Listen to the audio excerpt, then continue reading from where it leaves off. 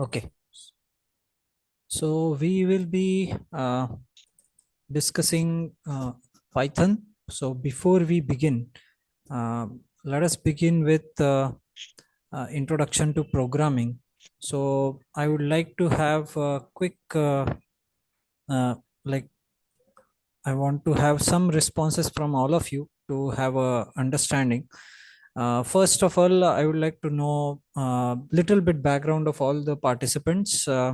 So what I would like to know is please put in the chat your name will come. So you have to just tell me what is the highest qualification you have got. Like let's say my highest qualification is PhD in CSE, Computer Science and Engineering with machine learning specialization. So I'll put that my highest qualification. And second is what is my area of working or what is my area of interest. And third thing is the experience. So I want three things from the participants: your highest qualification, your area of working or interest, and third thing is your experience, please. Okay, everyone put it in the chat. Yes, if some of you want to unmute and speak, you're welcome.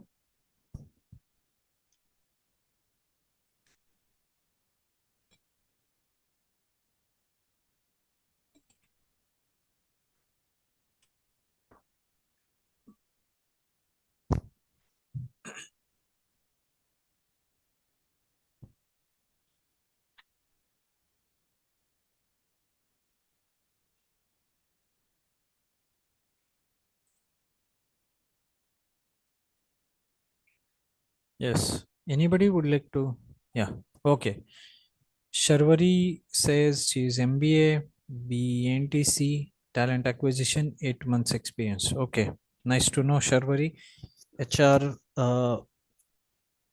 HR is a good area of application for this. Yes, uh, AI and NLP and all those things. There are many companies, like I visit many companies for trainings, and they have HR. Like recently, I visited DRDO, one of their branches, and I was giving training there. So their HR also was participating into complete AI and understanding AI and everything. So very nice to know that. Yes, Aditi. Okay, third year. Which degree you're pursuing, Aditi? Area of interest is data science. BTech CSE. Okay, BTech CSE Aditi is doing, and her interest is data science. Okay, nice to know that. BTech in IT fresher. My interest in data analytics. That is Paromita. Okay. Aditya Pawar, PG DAC plus B software engineer at Amdocs, 3.5 years of experience. Okay, nice to know, Aditya. I think you are alumni, right? Very nice. And we would like to welcome you back again. So no problem. Your experience, 3.5 years in software engineering, will be valuable, and this AI upgrade will surely help you. Go ahead. BTech IT, Parijat. I'm sorry, I'm not able to pronounce it properly. BTech IT, freshers, area of interest is data science. Okay. Annapurna, automation engineer, PG DAC, BEIT, 4 years of experience. Okay. Nice to know that, Annapurna. Acha, okay. Nice. Aishwarya, MCA pursuing area of interest is data science fresher. Okay. Good. Nice to know this. Yes, anybody else remaining? Okay, that's good. Okay, Rashi is BTech, CSE, fresher area of interest data science. Vaishnavi BTech, fourth year, fresher area of interest AI and LLM. Okay, very nice. Nice to know that many of your interest is AI and data science and all that. Okay, Shekhar, MCA. Okay, area of interest, data science. Okay, nice, nice.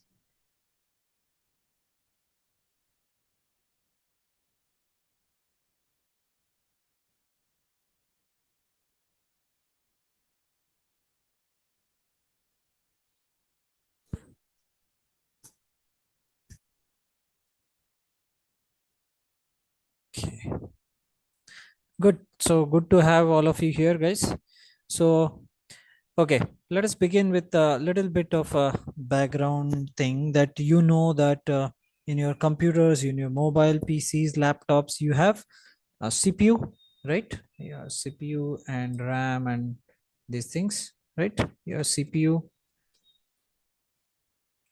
and RAM. So understand that a programming language, a program will always deal with only CPU and RAM. Okay, nothing else. Program doesn't understand any other devices.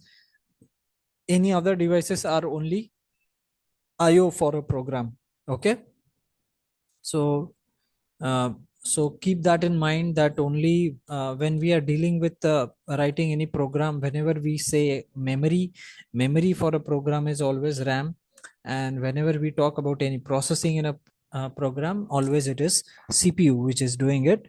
uh, Understand that in a programming, you know, there is a program, there is instruction, and there are variables, right?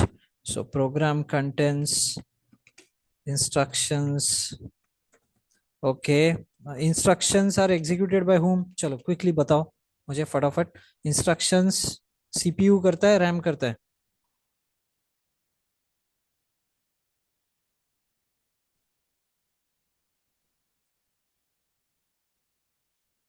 Yeah, CPU executes, right? Okay, CPU executes instructions and variables are stored in RAM.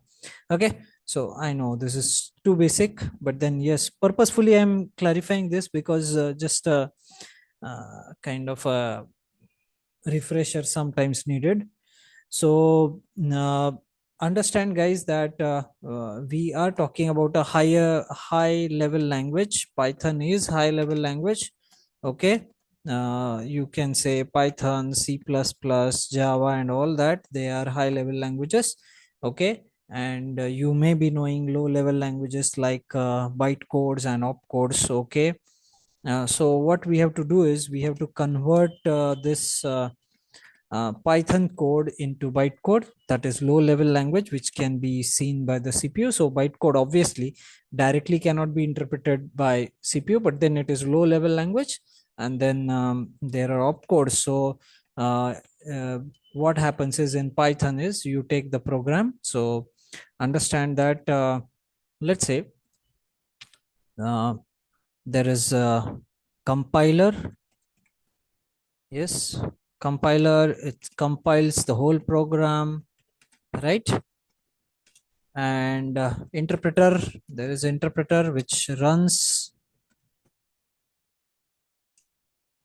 the program, run the code line by line. Okay, so understand, guys, that Python has both. Okay, Python, what it does is there is a compiler of Python converts the code into bytecode,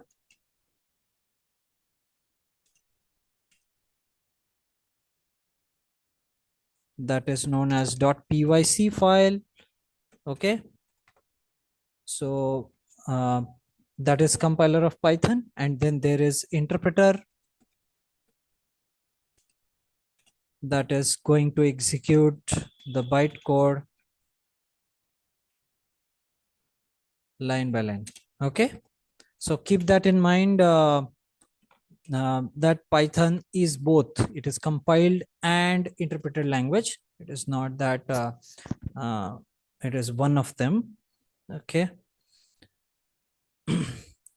Okay, you know that when we are talking about a program, there is a stack frame allocated to the functions, and in the stack frame, it is stored on the stack part of the RAM, and then all the variables, they are stored, or the values, they are stored in the heap side of the memory.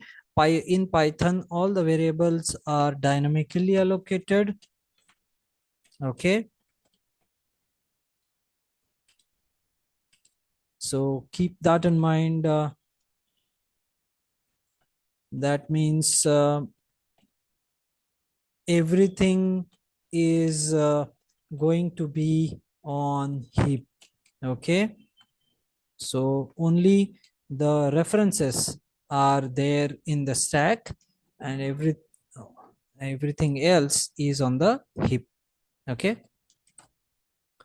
Keep that in mind. Now going ahead, uh, see, understand Python supports various kind of paradigms or types of programming. Okay. Programming paradigms. So, do you know any programming paradigms or types of programming, or you say pattern of programming?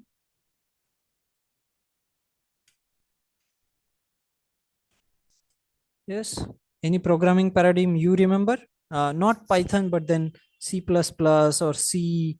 What are the programming paradigms they use, or Java, or some any other programming languages?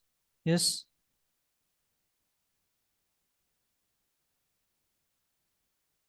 Yes. You can put it in chat, or you can unmute and speak.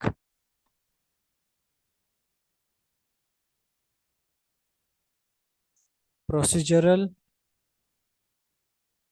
Yes. Okay. Procedural. Yes. Okay. OOP. That's object oriented. Yes. Anything else?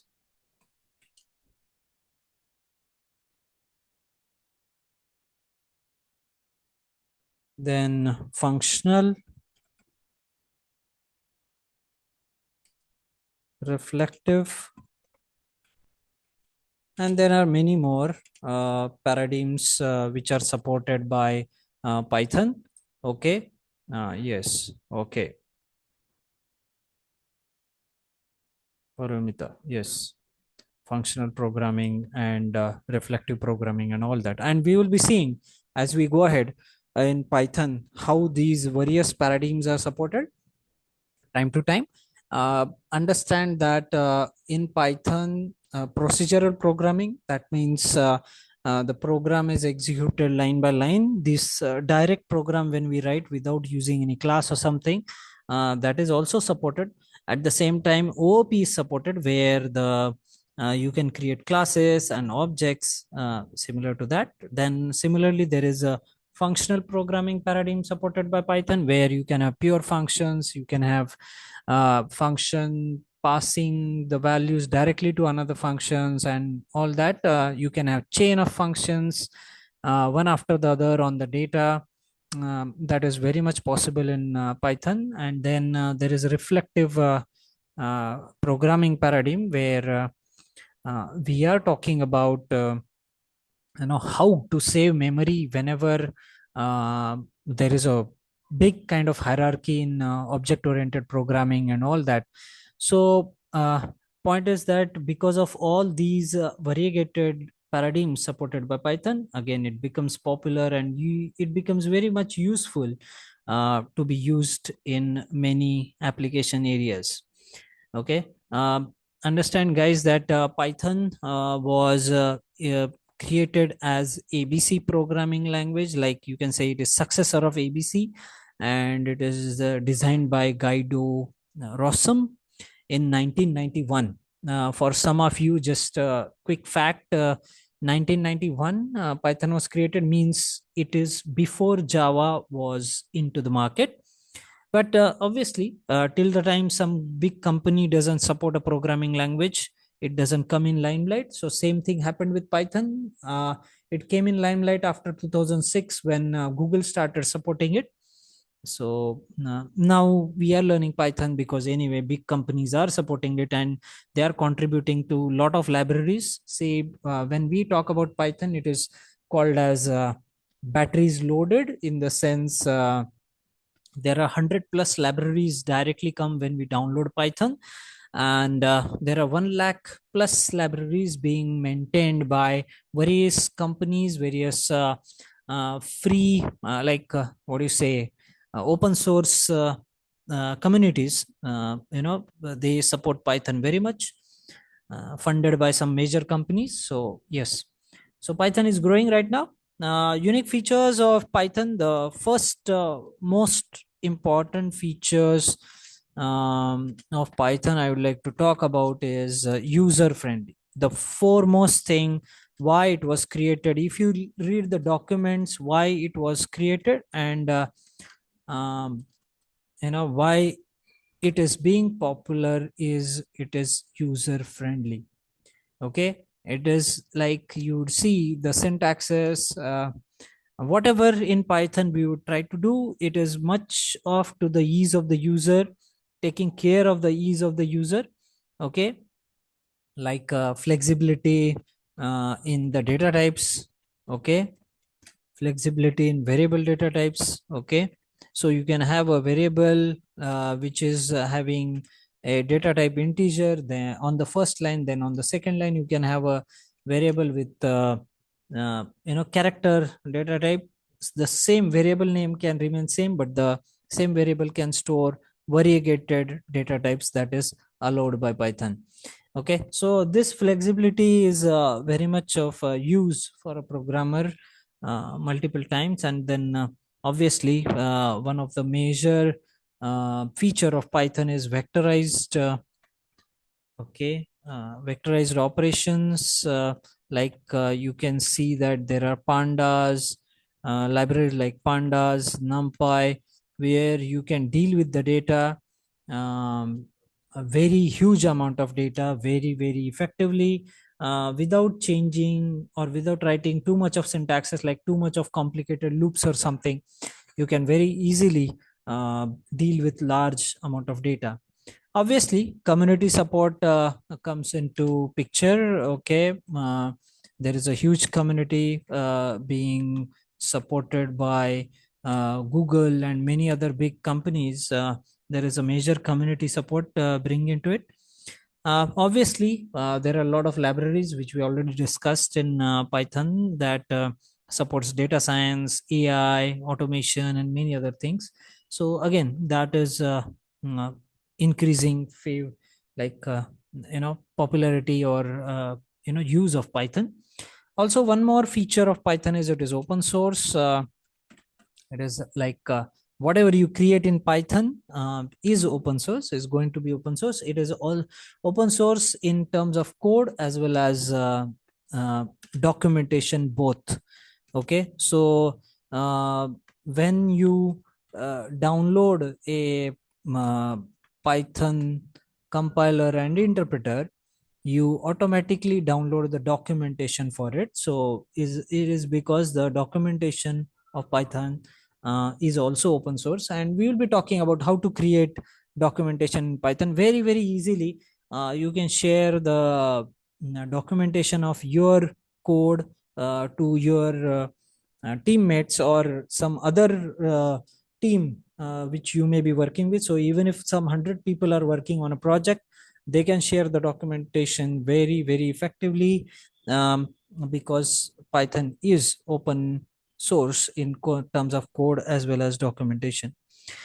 Obviously because it is user friendly and it is flexible, these two features come in the scripting language. So Python choose to become a scripting language like Linux script or shell script, or you can say JavaScript.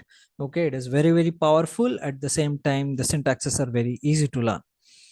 um, Now also understand that the data type of a variable, as we already discussed, it is flexible. So data type of variable is determined by the content of the variable, not by the um, you don't have to assign the data type. Okay, so this is called as duck typing. Okay, uh, content of a variable determines the data type of the variable. Everything, there are no pointers in Python. No pointers are allowed, and this makes the language safe. It uses all object references. Okay, so because of this, what happens is that it is very, very secure. There are less memory leaks and all those kind of attacks happening on Python. Understand, guys, when we say object reference and pointer, in pointers, arithmetic, so and a quick understanding about, in pointers, arithmetic is allowed. Like you can have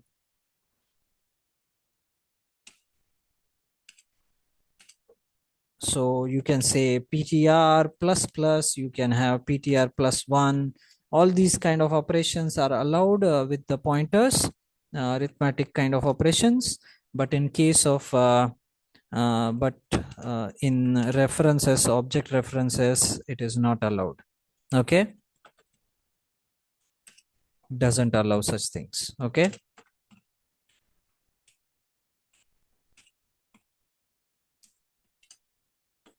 so because of this, what happens is that object references are much secure compared to pointers, and your code becomes less susceptible to memory leak errors and all that.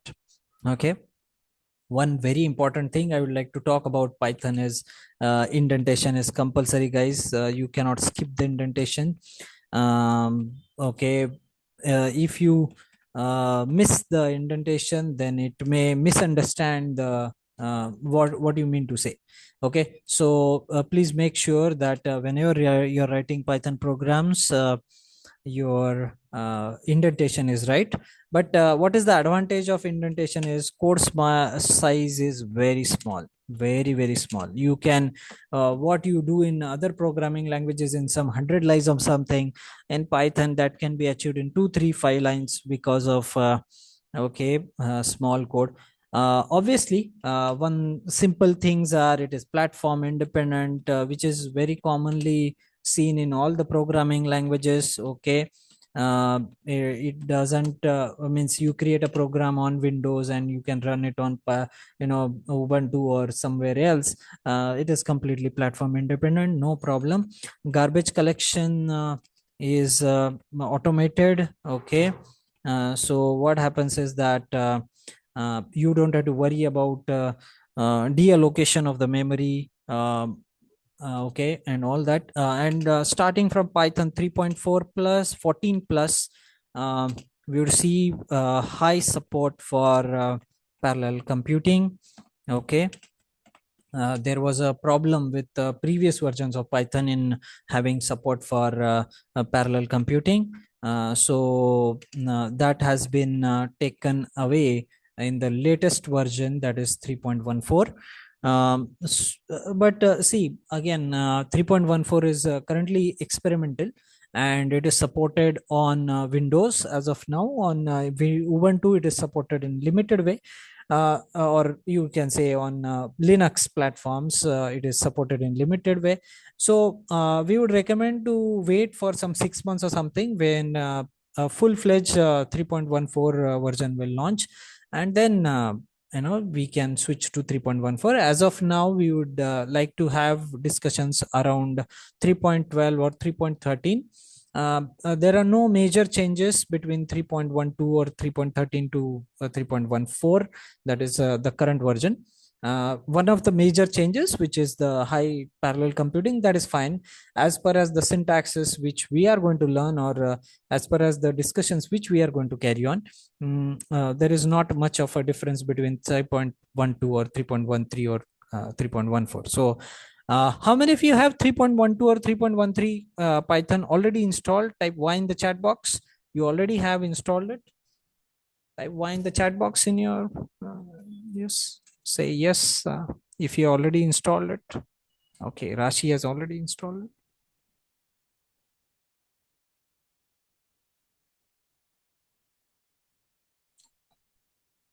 Okay, no problem. No problem. We can have a little bit of discussion on installation as we go ahead. Don't worry. Okay, that is fine. Okay. So that's okay. Okay. Till now all good. Any clarifications anybody has in the major features whatever we discussed? Yes. Any question, any clarification before we go ahead? So obviously, just like we are discussing features, Python also has limitations. It is not that Python is all good language.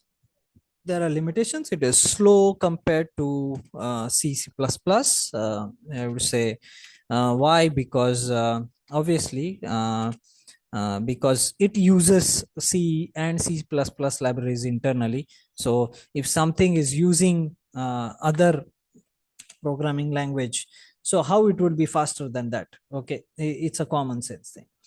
Then poor support for mobile platforms. Remember that if you are developing an application which will be running on mobiles or something, Python is not a great language for that. So you may switch with JavaScript or something, which may be much faster on mobile platforms. Rather, that has been taken up. Much of AI community is going to JavaScripts for mobile platforms, and those of you who have already having exposure to okay Java script kind of platforms is wonderful. You will have great opportunities going ahead. Obviously there are a few more things like database connectivities. They have limited things, and then Python is completely open source, so whatever you develop in Python, those source code need to be shared with the whatever is your client. There are workarounds for this. We can have Docker containers or something, and there can be workarounds. But the point is that still that kind of limitations are there in Python. uh, we know that Python has applications, variegated applications. Okay, can you tell me what are the areas of Python, application areas of Python? Yes, can you tell me where you see uh, Python getting used?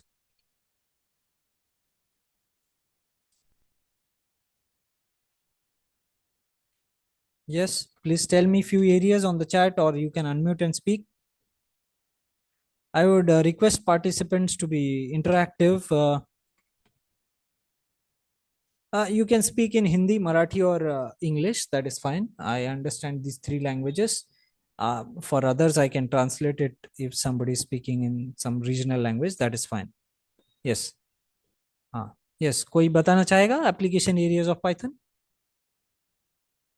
कहाँ कहाँ Python आप देखते हो use होते हुए?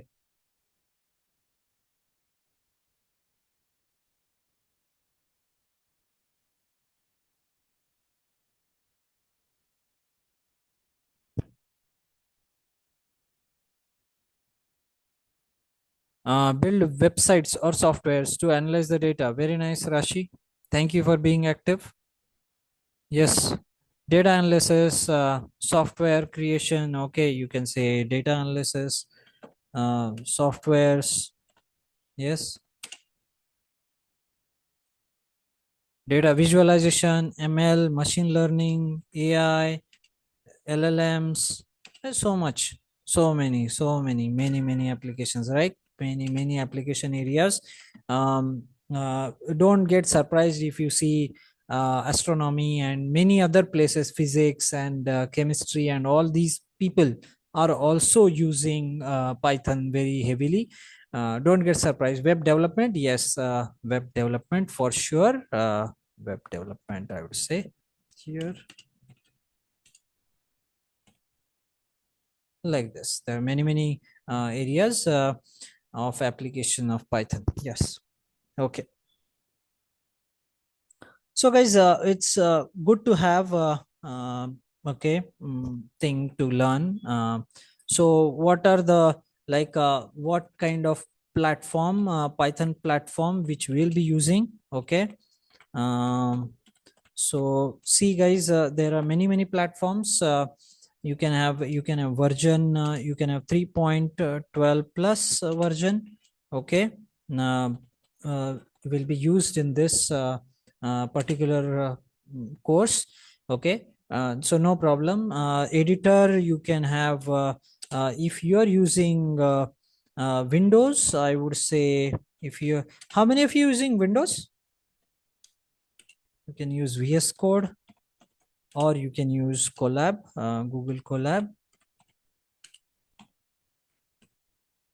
Okay, so how many of you use Windows? Type Y in the chat box. You're using Windows laptops or computers, so that I will have an understanding. Anybody here Mac or something? Again, Mac, we would say, again, you can go with VS Code or Colab. That is fine. For Linux, anybody with Linux? Okay, Windows. Okay, okay, most of you are Windows. Okay, no issues. Anybody with Linux here? So if you're going to use Linux or something, then you can use, you can obviously use VS Code or Google Colab. You can also use Nano and other editors. Okay, so fine. uh, that's okay. That is these are the editors, and obviously we are not stopping anybody from using PyCharm or Spider or any other editor, Eclipse or any other editor which is of your choice. That is fine, but these are common editors which are recommended in industry. Obviously some people like Jupyter notebooks, and that is perfectly all right. Google Colab is kind of a Jupyter notebook, so no, that's okay. You can have Jupyter notebooks supported even in VS Code. Okay, guys, so you are all set to write the first Python program. What I would request everyone, just everyone either open VS Code or Google Colab. I'll be back in a minute. You at least start your VS Code or open a Google Colab. If you are not installed VS Code, you can open Google Colab. Just open your browser and type Google Colab, search for Google Colab, you will get it. Okay, just open it. I'll be back in a minute.